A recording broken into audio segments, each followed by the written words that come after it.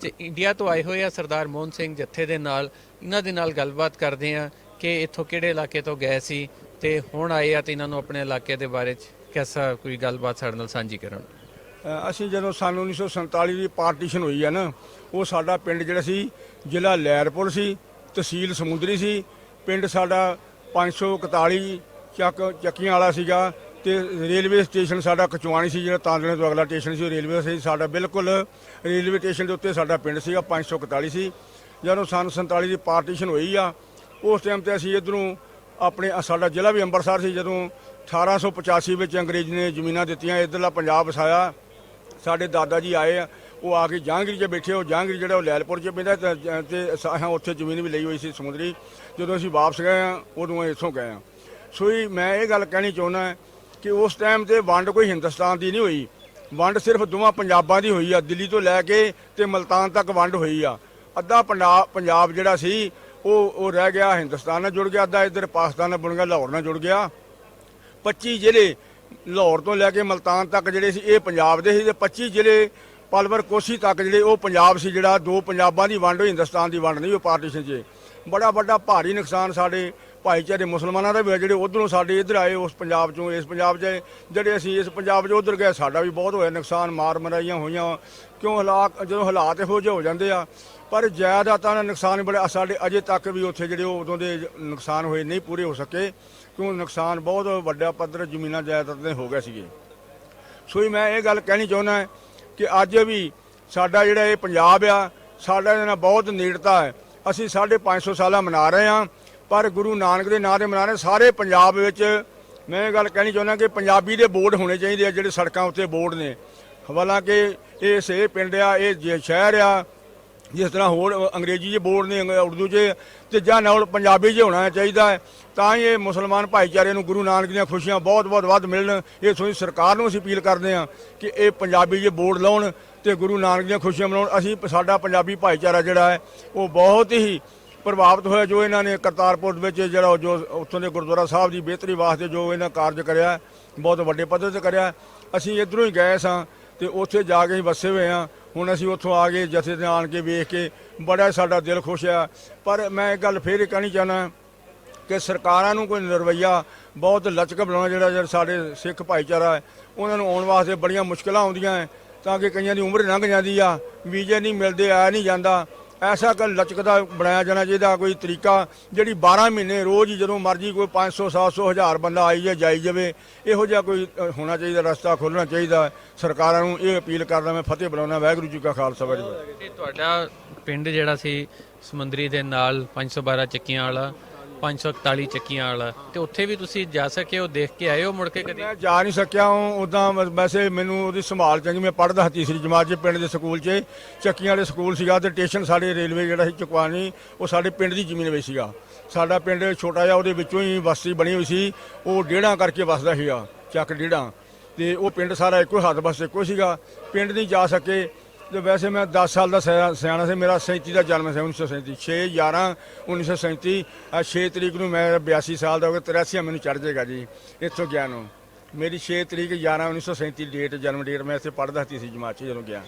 ਦਿਲ ਕਰਦਾ ਜਾਣ ਨੂੰ, ਉਹ ਦੇਖਣ ਨੂੰ ਜਿੱਥੇ ਖੇਲਦੇ ਰਹਿ ਕਰਦਾ, ਪਰ ਹੁਣ ਸਰਕਾਰਾਂ ਨਹੀਂ ਜਾਣ ਦਿੰਦੀਆਂ। ਅਸੀਂ ਕੋਸ਼ਿਸ਼ ਕਰੀਏ, ਕੋਈ ਪਤਾ ਪਾਬੰਦੀਆਂ ਲੱਗੀਆਂ ਹੋਈਆਂ ਨੇ, ਸਰਕਾਰਾਂ ਨਹੀਂ ਜਾਣ ਦਿੰਦੀਆਂ।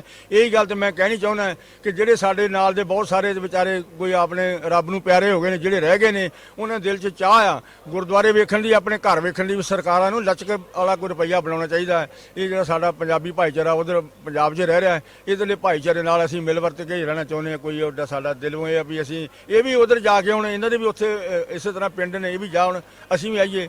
ਮਿਲ ਵਰਤਨ ਹੋਣਾ ਚਾਹੀਦਾ, ਕੜਤਣ ਨਹੀਂ ਹੋਣੀ ਚਾਹੀਦੀ। ਸਰਕਾਰਾਂ ਨੂੰ ਇਹ ਦਿਲ ਚੋਂ ਕੜਤਣ ਕੱਢ ਕੇ ਜਿਹੜੇ ਇੱਧਰ ਸਾਡੇ ਮੁਸਲਮਾਨ ਭਰਾ ਉਧਰ ਜਾ ਕੇ ਮਿਲਣ, ਆਪਣੇ ਪਿੰਡ ਵੇਖਣ, ਘਰ ਵੇਖਣ। ਜਿਹੜੇ ਸਾਡੇ ਉਧਰ ਉਹ ਆਣ ਕੇ ਨਾਲੇ ਆਪਣੇ ਗੁਰਦੁਆਰਾ ਸਾਹਿਬ ਵੇਖਣ ਤੇ ਨਾਲੇ ਆਪਣੇ ਘਰ ਵੇਖ ਸਕਣ। ਮੈਂ ਨਹੀਂ ਜਾ ਸਕਿਆ। ਮੈਨੂੰ ਸਮਝ ਮੇਰੀ 83 ਸਾਲ ਦੀ ਉਮਰ, 83 ਸਾਲ ਚੜ੍ਹ ਗਿਆ। ਦਿਲ 'ਚ ਚਾਹਨਾ ਬੜੀ ਹੁੰਦੀ ਆ, ਬਹੁਤ ਹੁੰਦੀ ਆ। ਜਦੋਂ ਨਨਕਾਣਾ ਸਾਹਿਬ ਗਏ ਸਾਂ, ਉੱਥੋਂ ਨੇੜੇ ਸੀ ਪੈਂਦਾ, ਪੁੱਛਦੇ ਰਹੀਦਾ ਕਈਆਂ ਨੂੰ ਵੀ ਸਾਡੇ ਪਿੰਡ ਦਾ ਕੋਈ ਬੰਦਾ ਆਇਆ ਗਿਆ। ਬੜੀ ਇਹ ਜਿਹੜੀ ਜਨਮ ਭੂ ਹੁੰਦੀ ਹੈ, ਬੜਾ ਪਿਆਰ ਸੰਦੇਹ ਹੁੰਦਾ ਉਹਦੇ ਨਾਲ ਵੀ ਜਿੱਥੇ ਬੰਦੇ ਨੇ ਜਨਮ ਲਿਆ ਹੁੰਦਾ ਨਾ, ਉਹ ਬੰਦਾ ਜਿੱਥੇ ਜਨਮ ਲਿਆ, ਮਰਨਾ ਵੀ ਉੱਥੇ ਚਾਹੁੰਦਾ ਵੀ ਮੈਂ ਉੱਥੇ ਮੇਰੀ ਮੌਤ ਹੋਵੇ। ਇਹ ਦੁਨੀਆ ਦੀ ਗੱਲ, ਮੇਰੀ ਗੱਲ ਨਹੀਂ, ਸਾਰੀ ਵਰਲਡ ਦੀ ਦੁਨੀਆ ਦੀ ਗੱਲ। ਹਰ ਇੱਕ ਬੰਦੇ ਦਾ ਦਿਲ ਕਰਦਾ ਜਿੱਥੇ ਉਹਦੀ ਜਨਮ ਹੋਵੇ, ਉਹਦਾ ਵੇਖਣ ਨੂੰ ਦਿਲ ਕਰਦਾ। ਹਾਂਜੀ ਹਾਂਜੀ। ਬਿਲਕੁਲ ਗੱਲ ਤੁਹਾਡੀ ਸਹੀ ਆ। ਮੇਰੇ ਅੱਬਾ ਜੀ ਮੇਰੀ ਦਾਦੀ ਇਹੀ ਗੱਲ ਕਰਦੇ ਹੀ ਦੁਨੀਆ ਤੋਂ ਚਲੇ ਗਏ ਕਿ ਅਸੀਂ ਵੀ ਜਲੰਧਰ ਦੇਖਣ ਜਾਵਾਂਗੇ। ਤੁਹਾਡਾ ਵੀ ਦਿਲ ਕਰਦਾ ਹੋਣਾ ਕਿ ਆਈਏ, ਤੇ ਇਹਦੇ ਦੀ ਕੋਸ਼ਿਸ਼ ਕੀਤੀ ਆਉਣ ਦੀ। ਅਸੀਂ ਤੇ ਸਰਕਾਰਾਂ ਨੂੰ ਅਪੀਲ ਕਰ ਸਕਦੇ ਹਾਂ, ਦੋਵਾਂ ਸਰਕਾਰਾਂ ਨੂੰ, ਵੀ ਇਹਦੇ ਵਿੱਚ ਇਹੋ ਜਿਹਾ ਰਵੱਈਆ ਨਰਮ ਬਣਾਇਆ ਜਾਵੇ, ਜਾਣੇ ਕਿ ਜਿਨ੍ਹਾਂ ਦੇ ਹੁਣ ਇੱਧਰ ਰਿਸ਼ਤੇਦਾਰ ਨੇ ਜਾਂ ਇੱਧਰ ਪਿੰਡ ਨੇ, ਕੋਈ ਇਹੋ ਜਿਹਾ ਆਇਡੈਂਟੀਫਿਕੇਸ਼ਨ ਕਰਕੇ ਉਹਨਾਂ ਨੂੰ ਭੇਜਿਆ ਜਾਵੇ। ਉਹ ਆਪਣੇ ਗੁਰਧਾਮਾਂ ਦੇ ਵੀ ਜਾਣ, ਇਹ ਵੀ ਉੱਧਰ ਜਾ ਸਕਦੇ ਨੇ। ਉੱਧਰ ਜਿਹੜੇ ਇਹਨਾਂ ਦੇ ਉੱਧਰ ਮਸੀਤਾਂ ਨੇ, ਮਸਜਿਦ ਨੇ, ਜਾਂ ਕੋਈ ਇਹਨਾਂ ਦੇ ਪਰਿਵਾਰ ਰਹਿ ਗਏ ਨੇ, ਜਾਂ ਇਹਨਾਂ ਨੇ ਆਪਣਾ ਘਰ-ਬਾਰ ਵੇਖਣਾ ਚਾਹੁੰਦੇ ਨੇ, ਇਹ ਬੜੀ ਖੁਆਇਸ਼ ਹੁੰਦੀ ਦਿਲ ਵਿੱਚ। ਹਾਂਜੀ, ਤੇ ਉਹ ਖੁਆਇਸ਼ਾਂ ਪੂਰੀਆਂ ਹੋਣੀਆਂ ਚਾਹੀਦੀਆਂ। ਤੇ ਸਰਕਾਰਾਂ ਨੂੰ ਕੋਈ ਫਰਕ ਨਹੀਂ ਪੈਂਦਾ। ਮੈਂ ਇਹ ਗੱਲ ਕਹਿਣੀ ਚਾਹੁੰਦਾ ਵੀ ਸਰਕਾਰਾਂ ਨੂੰ ਫਰਕ ਨਹੀਂ ਪੈਂਦਾ, ਪਰ ਜਿਹੜੀ ਪਬਲਿਕ ਖੁਸ਼ ਹੁੰਦੀ ਹੈ ਨਾ, ਉਹਦੇ ਨਾਲ ਸਰਕਾਰਾਂ ਨੂੰ ਬੜਾ ਫਾਇਦਾ ਹੁੰਦਾ ਹੈ। ਅੱਛਾ, ਜਦੋਂ ਤੁਸੀਂ ਇੱਥੋਂ ਗਏ ਸੀ 10 ਸਾਲ ਸੀ, ਥੋੜਾ ਬਹੁਤ ਤੁਹਾਨੂੰ ਯਾਦ ਹੋਣਾ, ਕਿੱਦਾਂ ਦੇ ਹਾਲਾਤ ਸੀਗੇ? ਕੀ ਹੋ ਰਿਹਾ ਸੀ? ਕੀ ਤੁਸੀਂ ਦੇਖਿਆ ਜਾਂਦੇ ਹੋਏ? ਹਾਲਾਤ ਇਸ ਤਰ੍ਹਾਂ ਦੇ ਹੋ ਗਏ ਸੀ ਵੀ ਸਰਕਾਰਾਂ ਤੋਂ ਵੀ ਕੰਟਰੋਲ ਤੋਂ ਬਾਹਰ ਹੋ ਗਏ। ਲੋਕਾਂ ਦੇ ਜਿਹੜੇ ਚੰਗੇ ਲੋਕ ਸੀ ਨਾ, ਉਹ ਤਾਂ ਨਹੀਂ ਸੀ ਚਾਹੁੰਦੇ। ਜਿਹੜੇ ਕੁਝ ਲੋਕ ਇਹੋ ਜਿਹੇ ਕਿਸਮ ਦੇ ਵੀ ਹੁੰਦੇ, ਸ਼ਰਾਰਤੀ ਕਰੇ, ਉਹਨਾਂ ਨੇ ਘਰ ਬਾਹਰ ਲੁੱਟਣੇ, ਬੰਦੇ ਮਾਰਨੇ, ਇਹੋ ਜਿਹੇ ਸ਼ੁਰੂ ਕਰਦੇ। ਸ਼ਰਾਰਤੀ ਲੋਕਾਂ ਨੇ ਕੁਝ ਜ਼ਿਆਦਾ ਕਰਿਆ। ਜਿੱਥੇ ਨਹੀਂ ਸ਼ਰਾਰਤੀ ਲੋਕ, ਉੱਥੇ ਨਹੀਂ ਕੁਝ ਨੁਕਸਾਨ। ਬਹੁਤ ਸਾਰਿਆਂ ਦੇ ਕੁਝ ਨਹੀਂ ਹੋਇਆ, ਕਈਆਂ ਦਾ ਨੁਕਸਾਨ ਹੋਇਆ। ਸਿਰਫ ਸ਼ਰਾਰਤੀ ਲੋਕਾਂ ਨੇ ਕਿਉਂ ਕਰਿਆ। ਤੁਹਾਡੇ ਪਿੰਡ ਚੋਂ ਜੋ ਤੁਸੀਂ ਗਏ, ਤੁਸੀਂ ਕਿੱਦਾਂ ਗਏ ਸੀ? ਕਾਫਲੇ 'ਚ ਗਏ ਸੀ? ਰਸਤੇ 'ਚ ਕੋਈ ਲੜਾਈ ਹੋਈ? ਸਾਡੇ ਤੇ 15 ਪਿੰਡ ਇਕੱਠੇ। ਸਾਡਾ ਪਿੰਡ ਸੀ 47, ਤੇ ਅੱਗੇ ਪੈਂਦਾ ਸੀ ਮੰਗਣਾ, ਮੋੜ ਜਾਂ ਤਮੂਰਸ਼ਾ। ਇੱਧਰ ਪੈ ਗਿਆ ਸਾਡੇ ਸਰਾਵਾਂ ਪੈ ਗਈਆਂ, ਫਿਰ ਪੈ ਗਿਆ 47, 45, 72, 73, 47, 16 ਪਿੰਡ ਇਕੱਠੇ ਹੋ ਗਏ ਸੀ। 72 ਚੱਕ ਤੋਂ ਤੁਰੇ ਸੀ, ਸਮੁੰਦਰੀ ਵਾਇਆ ਰਸਤੇ ਅਸੀਂ ਆ ਕੇ ਫਿਰ ਨਹਿਰੇ ਆ ਗਏ ਸੀ। ਬੱਲੋ ਕੇ ਹੈਡ ਦਾ ਪੁਲ ਤੋੜਤਾ ਜੀ। ਪੁਲ ਟੁੱਟਾ ਹੋਇਆ ਸੀ, ਬੜਾ ਚਿਰ ਇੱਥੋਂ ਦੀ ਪੁਲ ਬੰਦ ਰਿਹਾ ਸੀ। ਇੱਥੇ ਰੁਕੇ ਰਹੇ ਬਹੁਤ ਚਿਰ। ਫਿਰ ਜਦੋਂ ਇੱਥੇ ਮਹਾਰਾਜਾ ਪਟਿਆਲਾ ਦੀ ਫੌਜ ਆਈ, ਉਹਨਾਂ ਆਣ ਕੇ ਇੱਧਰ ਦੀ ਫੌਜ ਨੇ ਪੁਲ ਬੰਨਿਆ, ਬੇੜੀਆਂ ਦਾ ਸਾਨੂੰ ਨੰਗਾਇਆ। ਬਹੁਤ ਚਿਰ ਅਸੀਂ ਇੱਥੇ ਰੁਕੇ ਰਹੇ। ਬਹੁਤ ਬੰਦਾ ਇੱਥੇ ਬਿਮਾਰ ਹੋ ਕੇ ਮਰ ਗਿਆ ਬੱਲੋ ਕੇ ਹੈਡ ਦੇ ਪੁਲ ਤੇ। ਤੁਸੀਂ ਬੱਲੋ ਕੇ ਹੈਡ ਦਾ ਪੁਲ ਜਾਣਦੇ, ਮੈਨੂੰ ਜਵਾਨੀ ਯਾਦ ਆ। ਅਸੀਂ 1 ਮਹੀਨਾ ਰਹੇ ਉਹਦੇ ਤੇ ਬੈਠੇ। ਪੁਲ ਟੁੱਟ ਗਿਆ ਸੀਗਾ, ਬੇੜੀਆਂ ਦਾ ਪੁਲ ਬੰਨ ਕੇ ਫੌਜ ਨੇ ਕੱਢਿਆ ਸਾਨੂੰ।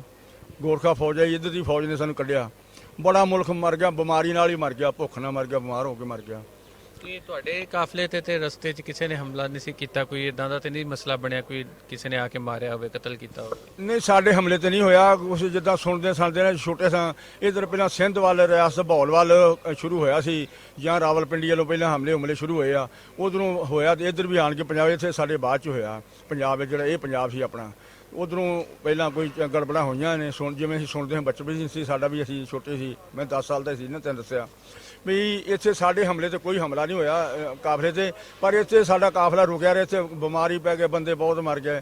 ਨਾ ਕੋਈ ਦੱਬਦਾ, ਇਹਨਾਂ ਸਾੜਦਾ ਸੀ, ਚੁੱਕ ਕੇ ਥੋੜਾ ਜਿਹਾ ਪਰਾਂ ਰੱਖ ਦਿੰਦੇ ਸੀ, ਬਸ ਐਵੇਂ ਹੋਇਆ ਸੀਗਾ ਜੀ।